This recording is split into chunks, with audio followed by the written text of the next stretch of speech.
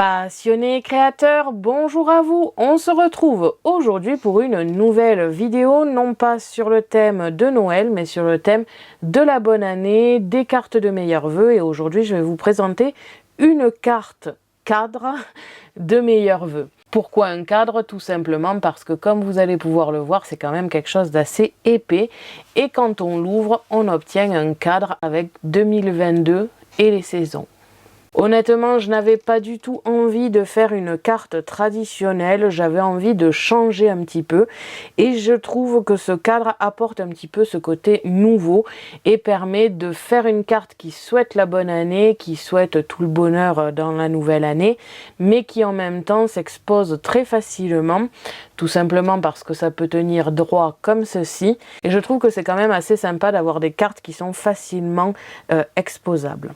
Je le répète une nouvelle fois, aujourd'hui, la semaine prochaine, je ne ferai aucune vidéo, je ne répondrai ni aux commentaires, ni aux mails, ni aux messages privés, tout simplement parce que je prends une semaine de coupure pour profiter un petit peu des fêtes avec ma famille. On se retrouvera donc à la nouvelle année, plus motivé que jamais. On se retrouve de suite pour le matériel et le tutoriel.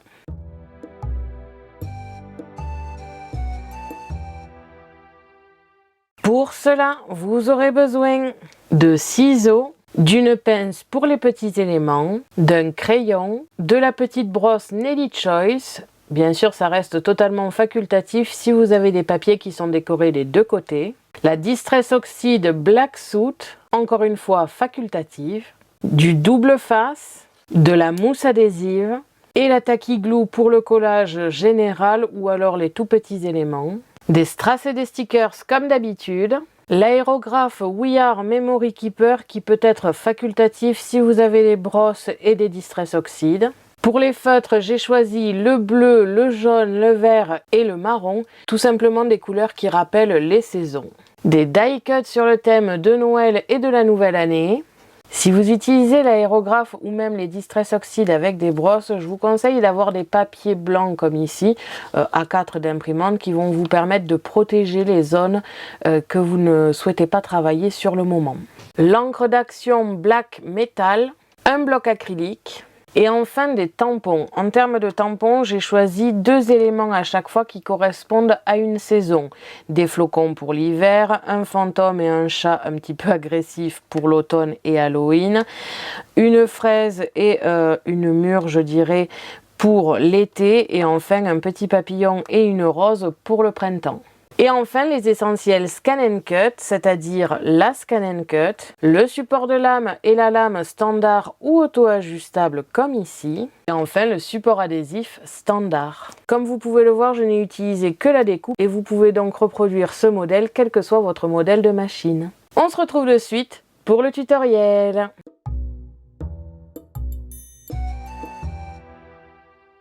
On se retrouve comme d'habitude sur Canva Workspace, le programme de la Scan and Cut, pour dans un premier temps analyser le fichier et les modèles d'aujourd'hui et dans un second temps apprendre à le reproduire. Comme vous avez pu le voir dans l'intro, il s'agit d'une carte cadre que l'on va pouvoir exposer et il est fait en deux modèles. Ici le Bonne Année 2022 base et l'autre fichier sera le Bonne Année 2022 déco. Comme précisé dans le titre, ici il s'agit de la base. Nous avons ici la partie qui va accueillir le 2022 et les petites décorations, on va dire que c'est la base. Et enfin les deux cadres, un qui va aller devant et un qui va aller derrière pour camoufler un petit peu les papiers pas forcément très jolis. Ils sont construits de la même manière, la seule différence est qu'ici nous avons un Bonne Année décrit. Comme vous pouvez le voir, sur ce fichier il n'y a pas beaucoup de motifs.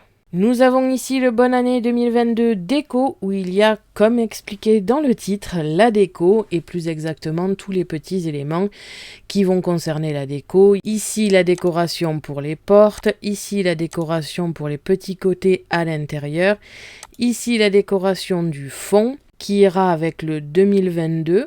Que j'ai découpé dans un papier holographique. D'ailleurs, c'est parti ici aussi, je les ai découpés dans du papier holographique pour que ça fasse un petit peu festif. Et ces deux formes qui ressemblent à des yeux iront tout simplement sur les côtés des portes pour pouvoir l'attraper plus facilement et bien délimiter la porte. Et bien sûr, nous avons ici les 2 portes. Comme je vais le préciser en toute fin de la vidéo, lors de ma construction, je me suis aperçue que les cadres que l'on a vu tout à l'heure étaient un petit peu fins en termes d'épaisseur et pas assez rigides. J'ai donc dû adapter un petit peu mon modèle, mais je ne l'ai pas corrigé sur Canva Workspace. Parce que si par contre vous avez des papiers très rigides pour la partie cadre, alors il ne sera peut-être pas nécessaire de faire les modifications. En sachant que les seules modifications qu'il y a à faire si jamais ça ne vous plaît pas comme c'est pensé à la base, c'est tout simplement couper un petit peu les petits rajouts d'ici. Vous ne devez pas le couper entièrement pour pouvoir avoir une sécurité pour l'ouverture, coupez de 5 mm à peu près de chaque côté en haut et en bas. Tout simplement pour pouvoir coller le cadre en haut, qui à la base est pensé pour ne pas être collé, mais vaut mieux avoir un papier très rigide pour ça. Si comme moi vous avez des papiers qui ne sont pas forcément rigides et où le poids fait un petit peu tomber cette partie cadre, alors vous coupez 5 mm de chaque côté en haut et en bas et vous allez pouvoir poser un tout petit peu de colle. De toute façon on le verra après au montage. Voilà un petit peu pour les modèles. Comme vous pouvez le voir, c'est pas vraiment compliqué en fait. Beaucoup de formes sont des carrés, des rectangles qui sont très faciles à trouver sur Canva directement. Donc voilà, on passe de suite à la partie accélérée et on se retrouve juste après pour les découpes.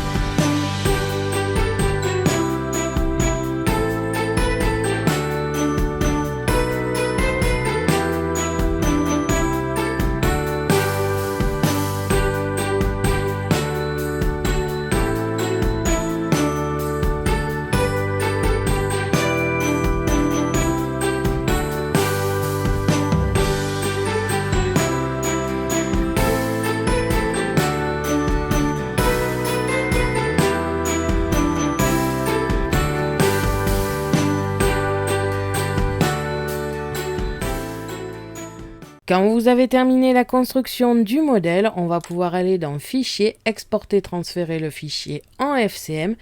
Je vais choisir via Internet, bien sûr vous choisissez le moyen de transfert que vous désirez et on se retrouve de suite sur la Scan & Cut pour les découpes.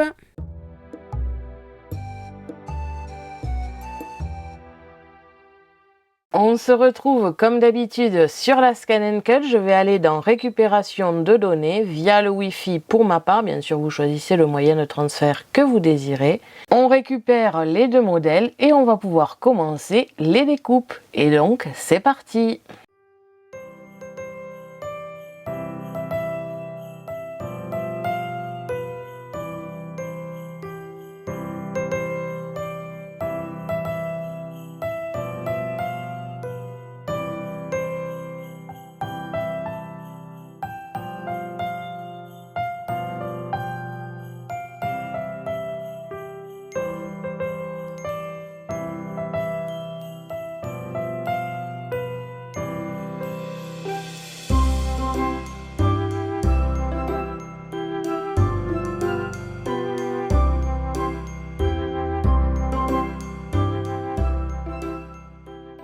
Quand vous avez terminé toutes les découpes, on va pouvoir passer au montage et à la décoration.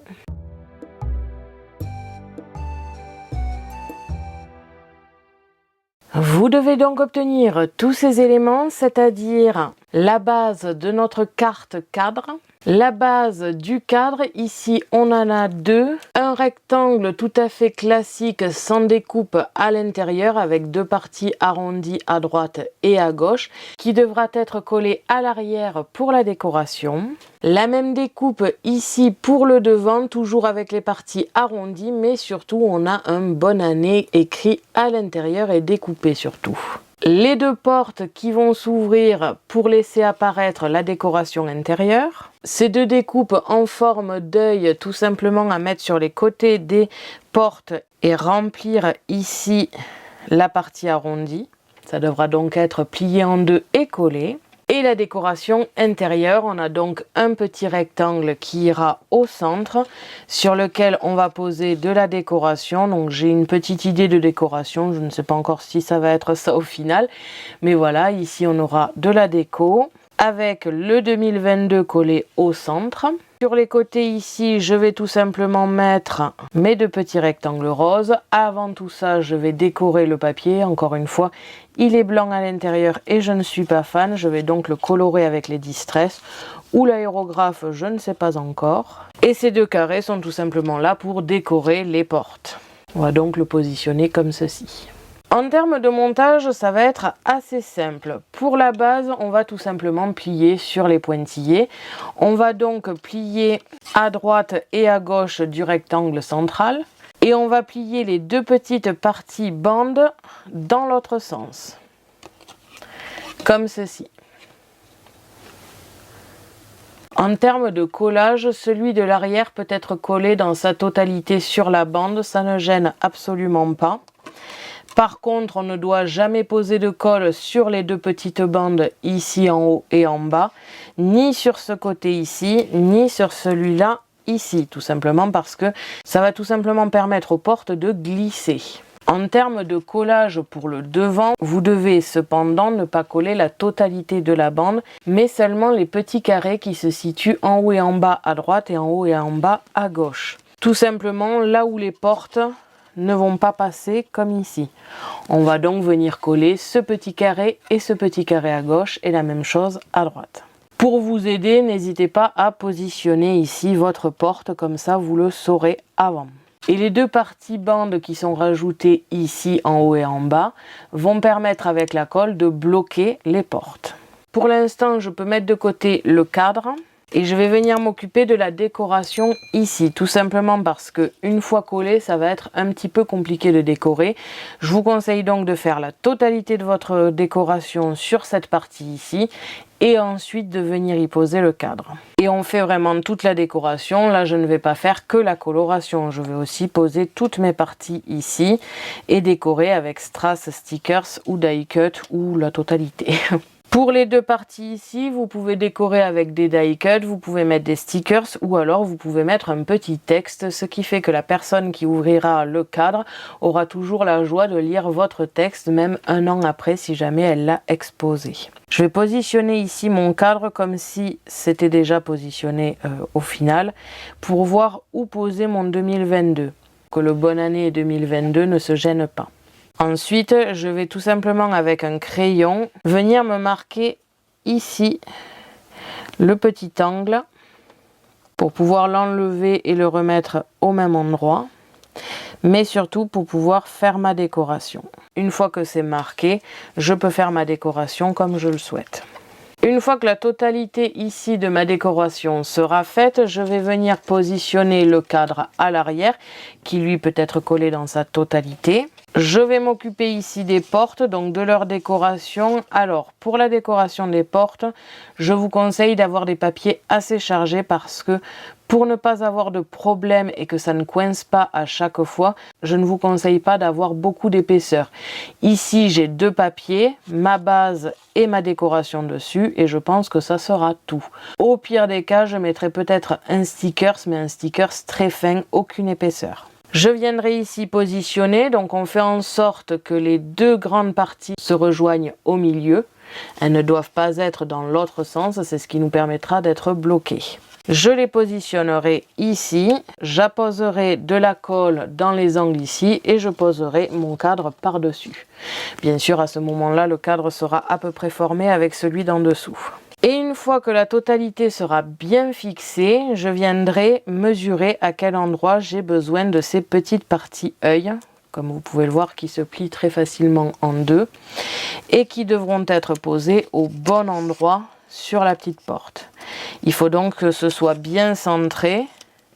C'est pour ça que je vous conseille de le faire à la fin quand tout sera bien collé et de pouvoir le coller facilement au centre. Donc voilà, on va passer en accéléré pour la décoration intérieure parce que ça va vraiment dépendre de ce que vous avez chez vous et de ce que vous désirez. Et ensuite au montage, aussi en accéléré parce qu'une fois compris, c'est pas bien compliqué.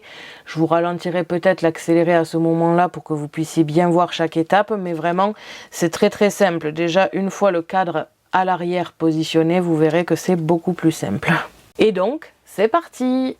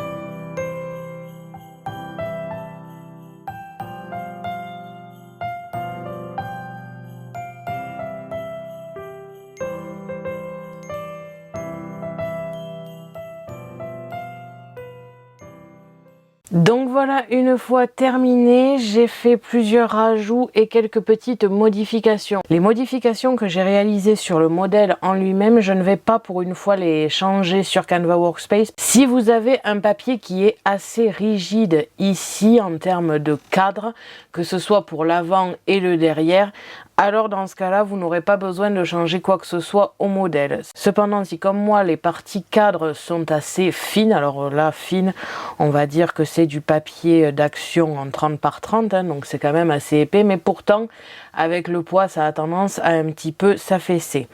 C'est pour cela que j'ai coupé un petit peu les bandes qui dépassaient des portes pour pouvoir coller la totalité en haut et en bas. Alors pas la totalité de la bande, juste on va dire 2 mm j'ai collé en haut et en bas. Tout simplement pour éviter que ça s'affaisse un petit peu trop. Si vous avez par contre des papiers qui sont très rigides, alors ça ne sera pas utile et ça sera même mieux pour l'ouverture. Après, pour moi, j'ai un petit peu retaillé pour pouvoir ouvrir malgré tout, mais ça a quand même tendance à tirer un peu. Il faudra faire un petit peu doucement. Mais voilà, après c'est à vous de voir ce que vous désirez et si le rendu, même avec du papier rigide, ne vous plaît pas entièrement ouvert ici, alors vous faites comme moi, vous coupez juste un petit peu les bandes des portes de 5 mm de chaque côté et comme ça au moins vous pouvez coller. Comme d'habitude, ce genre d'ouverture a tendance à glisser, mais c'est pas bien grave, ce n'est pas censé être ouvert et fermé toutes les 30 secondes.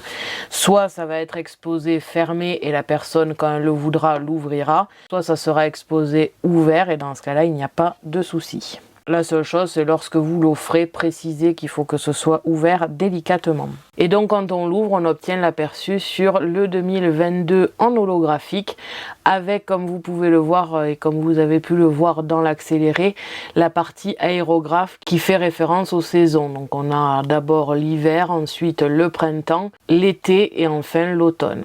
Sur les côtés, nous avons des décorations qui sont assez discrètes. Si vous mettez un texte, je trouve que c'est plutôt avantageux de ne pas le voir directement.